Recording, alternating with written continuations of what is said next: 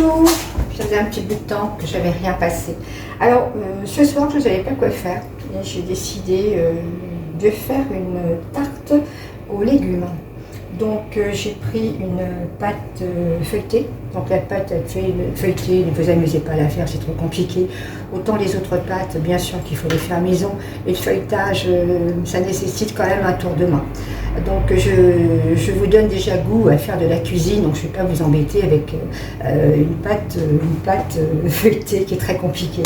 Alors moi j'en ai trouvé une très bonne, qui est vraiment comme la fête maison. On sent bien le goût du beurre, le feuilletage, elle est croquante, elle est délicieuse.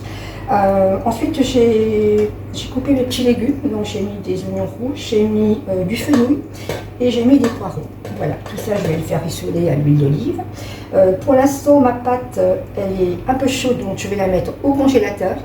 J'ai fait préchauffer mon four à 200 degrés et on va faire cuire notre pâte avant. On va la piquer bien sûr pour pas qu'elle bouffe. On va mettre, je vous expliquerai après quand elle sera refroidie. Et par contre on va la faire cuire avant. Parce que si vous la mettez à blanc, vous aurez une pâte, un fond qui sera pas bon.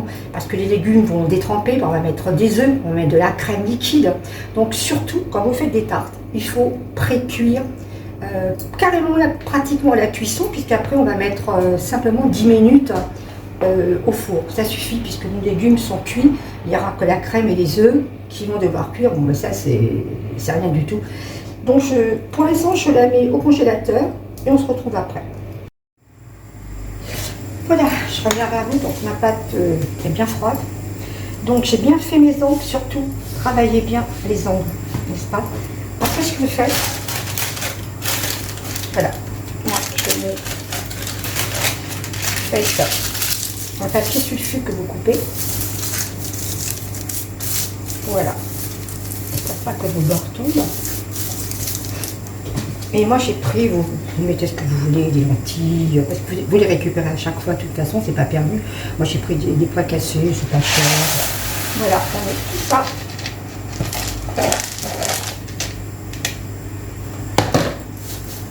Alors surtout, on va bien sur les bords, parce qu'en fait c'est ce qui nous intéresse, que nos bords restent.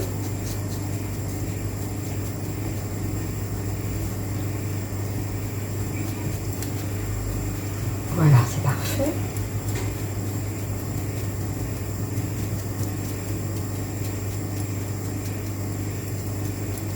Alors là, je prends une seconde, je vais enfourner.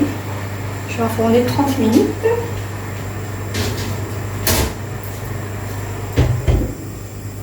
Je vais enfourner 30 minutes à 180 degrés puisque notre four était préalablement chauffé à 200 degrés. Alors, moi ce que je vous conseille, c'est d'acheter des moules, vous voyez, qui sont perforés comme ça. Quand vous les mettez sur la grille, l'avantage c'est qu'avec ces moules, comme vous êtes en chaleur tournante, enfin j'espère, ça va cuire de partout, ça va cuire en dessous, ça va cuire sur les côtés. Vous aurez une pâte qui sera parfaitement cuite en dessous, sur les côtés. Parce que quand on prend un moule ordinaire, bien souvent on a des problèmes. Là, vous n'aurez jamais de problème avec ces moules. C'est pas la peine de mettre de la farine, c'est pas la peine de mettre du beurre. Ils sont vraiment formidables pour la pâtisserie. Vous en avez des petits, vous en avez de toutes dimensions. Moi, j'en ai de toutes dimensions. Je vous assure, c'est sensationnel. Là, j'ai des légumes qui cuisent. Alors par contre, il faut vraiment que les légumes soient bien cuits. Après, on les mettra dans une passoire. On va les égoutter parce que ça va rejeter beaucoup d'eau. Et cette eau, on n'en veut surtout pas dans notre pâte. Voilà. Et bien, je peux dire tout. Donc voilà, nos légumes sont en train de cuire. Regardez, c'est très joli au niveau de la couleur. Je ne sais pas si, je pense que vous le voyez. Alors, comme j'ai mis très peu d'huile, de l'huile d'olive. Je ne veux pas avoir de la graisse. Parce qu'on va en retrouver dans les œufs, dans la crème, donc pas trop gras non plus. J'ai mouillé avec 10 centilitres de vin blanc. Vous prenez un vin blanc sec.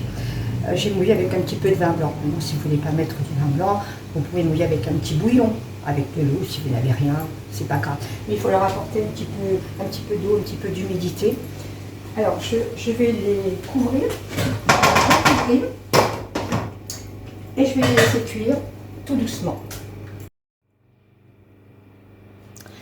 Voilà, tout est sorti du four. Donc j'ai commencé à mettre les légumes. Alors, j'aurais pu mélanger la préparation, œufs, crème, sel, poivre, noix de muscade et j'ai émincé un petit peu de persil pour donner un peu de goût. Mais si toutefois j'en ai trop de préparation, c'est pas bon. Donc je préfère mettre d'abord mes légumes et après on remue bien, on va bien.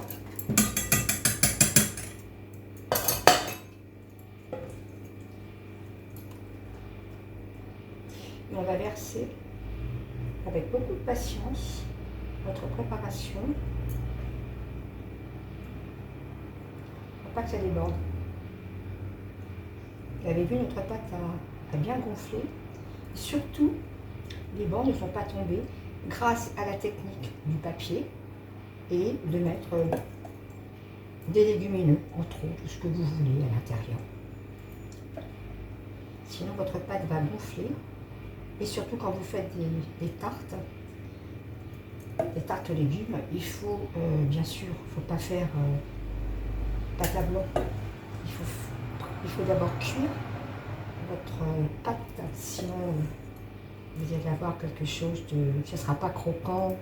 Ah, vous voyez, on est vachement bien. En fait, 2 œufs et 20 centilitres de crème. Là, je suis super bonne. Alors moi, pour servir ça ce soir, je ferai une bonne petite salade. Et j'ai fait des pickles, comme on a des oignons rouges. J'ai fait des petits pickles d'oignons que je rajouterai. C'est super bon avec, c'est croquant, c'est super bon. Maintenant, je vais enfourner. On se retrouve après. Donc voilà notre tarte qui est terminée. Alors j'aimerais qu'on montre, fasse un gros plan. Vous voyez que notre pâte est belle, elle est bien gonflée, elle est bien dorée. Et le dessous n'aura pas détrempé. Donc quand vous allez la couper, vous allez avoir quelque chose de croustillant. Que si vous faites une tarte de légumes à blanc, bah, ça ne va jamais cuire. Parce que les légumes vont rejeter toute leur eau. Il faut surtout jamais faire à blanc. Voilà. Voilà, donc elle est superbe, elle est jolie. On dirait presque de la rhubarbe, elle est très colorée, elle est jolie. Après, vous la faites à ce que vous voulez. Hein.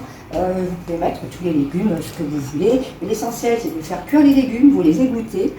Et ensuite, vous garnissez votre tarte. Donc, moi j'ai mis 2 blancs de poireaux, j'ai mis un bulbe de fenouil et j'ai mis 2 oignons rouges.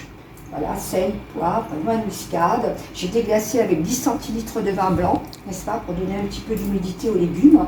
J'ai travaillé à couvert, il faut une trentaine de minutes pour les cuire. Ensuite, vous les égouttez, parce qu'il ne faut surtout pas qu'il y ait de l'eau des légumes qui se retrouvent dans le fond de la tarte. Voilà, c'est parfait. Les petits pickles, voilà. Alors ça, c'est super bon. Vous pouvez faire ce que vous voulez, c'est super bon pour l'apéro. Pickles, tout le monde connaît, mais peut-être que vous n'allez pas les faire. Alors, vous prenez un contenant. Bon, par exemple, moi j'ai pris ce contenant. Ça va vous donner une idée du liquide qu'il faut mettre. Vous le remplissez aux 3/4, sachant que les pickles vont prendre un petit peu de place. Vous mettez moitié d'eau, moitié vinaigre blanc. On fait chauffer tout ça, ébullition, sel, poivre. Vous mettez à l'intérieur, moi je mets des herbes, la ciboulette, vous pouvez mettre des oignons, vous pouvez mettre ce que vous voulez dedans, on peut faire avec plein de petits légumes, hein. Et voilà, c'est sympa. Et vous laissez, vous fermez, voilà. Et puis vous les laissez au frais, vous les sortez quand vous voulez. Moi ça fait 1 mois que je les ai faits, c'est super, vous les faites à ce que vous voulez, vous allez voir, c'est super sympa, même pour l'apéro. Bon, écoutez, je crois que je vous ai tout expliqué. Écoutez, moi, voilà, je voulais un petit brin de muguet pour nous tous, hein, en souhaitant que l'année 2025 soit bonne, plein de bonheur et plein de belles choses à tous et à toutes. Bon, on se retrouvera plus tard pour une autre vidéo. Et bien, je vous embrasse. À bientôt.